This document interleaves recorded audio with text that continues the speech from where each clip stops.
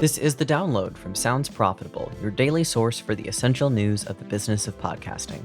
I'm Newton Shottelkotte.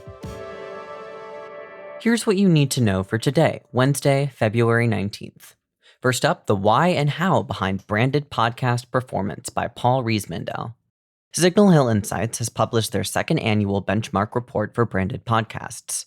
Key findings include the halo effect brands receive for creating the branded podcast content.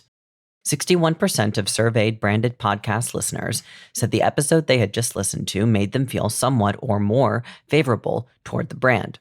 75% agree it kept their attention the entire time.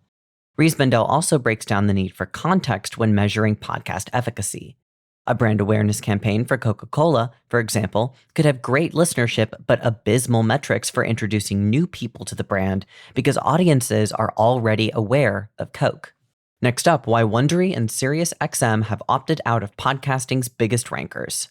A look at the recent opt-out from both Podtrac and Triton Digital podcast rankers by Wondery and SiriusXM Media Podcasts.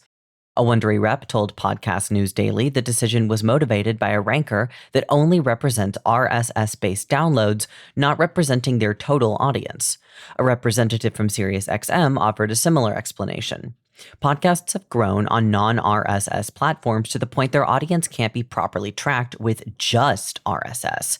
That does not know about traffic on video, social media, FAST, that's free ad-supported TV, channels, and streaming platform versions of their podcasts. True Native Media CEO Heather Osgood says she does not believe opting out of the rankers will negatively affect ad buys, as advertisers are more and more focusing on audience engagement, ratings, and reviews to determine if a show has an active and loyal base. Next up, as more creators expand to episodic content, studios want to repurpose and syndicate their shows, by Antoinette Sue. The line between traditional TV and the creator economy continues to blur as studios begin to consider syndication in the creation of content. Be it the acquisition of existing popular content to rebroadcast on multiple platforms, or the creation of net new long-form content starring proven names with intention to syndicate across FAST and streaming. While not addressed by the article, podcasting makes a perfect fit for a syndication-focused content distribution platform. Traditional TV studios have had repeat success both in using podcasting as a supplemental advertising venue, e.g. celebrity-hosted rewatch podcasts driving streams of old TV, or using podcasts as a syndication method itself. For example, Dateline and 48 Hours rebroadcasting episodes of classic true crime stories. Finally, how a podcast about reading promoted sweeping instructional changes by Rick Hess. An op-ed interviewing Emily Hanford, creator of the investigative journalism podcast Sold a Story. Hanford, an American public media correspondent, spent 4 years researching the widespread problem of a debunked strategy for teaching children to read still being printed in new books being sold to schools who require it in their curriculum. As a result of Sold a Story gaining attention, the show claims 25 states have revised their curriculum to focus more diverse strategies for teaching reading. An example of what investigative journalism and podcasting can achieve with the right support. As for the rest of the news, Pod News shared a first look at SiriusXM's new expansion to Spotify, YouTube Music, and other podcast apps via Supporting Cast.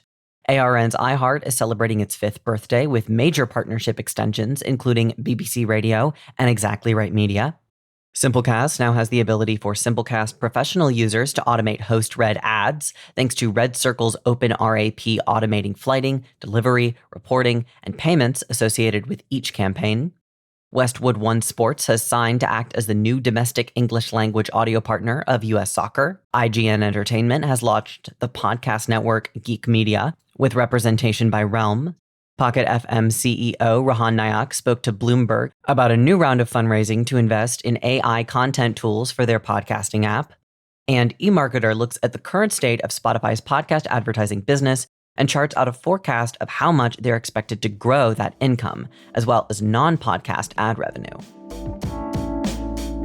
Be sure to check out the links to every article mentioned right in your podcast listening app or at soundsprofitable.com, where you can also subscribe to the newsletter version.